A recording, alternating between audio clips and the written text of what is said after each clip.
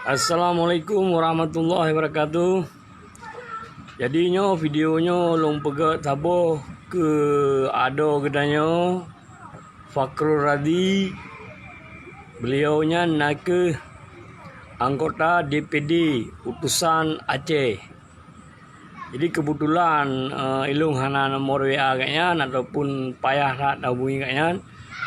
Jadi long pegaknya videonya khusus corona do. Jadi bener-bener puyang long pegah. Jadi memang nak salah dia nak merempak dah likut anda.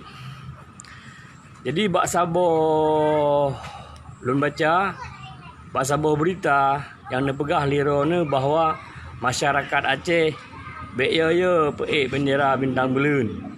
Karena menurut dro ni bendera bintang belun nyan ka disahkan. Nyan habaronya hana tanggung jawab habaro ni. Menyo memang gaji di peik, kabarakan kada peik. Justru memang hana je di peik, maka ji masyarakat hana ke peik.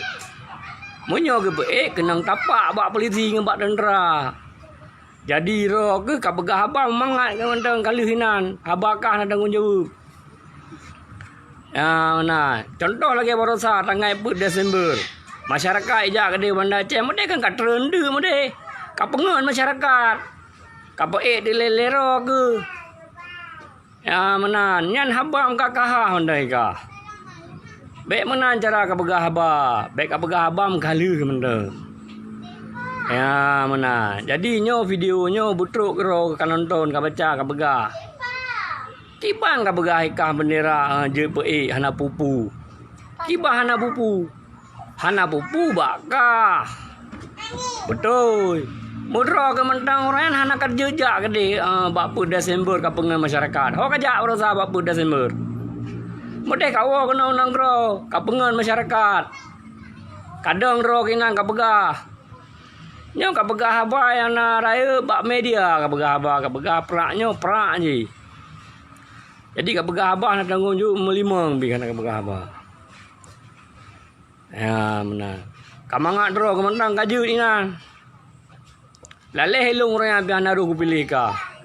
Jolo ku pilih ka kam ramah tu. Kam lebih parah halam de begah apa. Jadi nyo siga tu ku begah. Ka begah apa yang nyonyo mendeng. Baik yang kengken. Kaprak yang nyonyo mendeng baik yang kengken. Kira-kira kan bele kaprak hari. Kanik mati ju yang kenal liro kinan. Beh. Mesti memang nyo, mesti memang ke bengeh ke video long, jut nak merempak. Ya menan, okey. Lagi nyo mentang jadi saran lun, pegah apa yang nyonyo mentang. Yang kengkan balik ke pegah. Bak kat pegah bendera je peik hana pupu. Hana pupu bagi ro ke? Bagi kamu masyarakat kena tapak.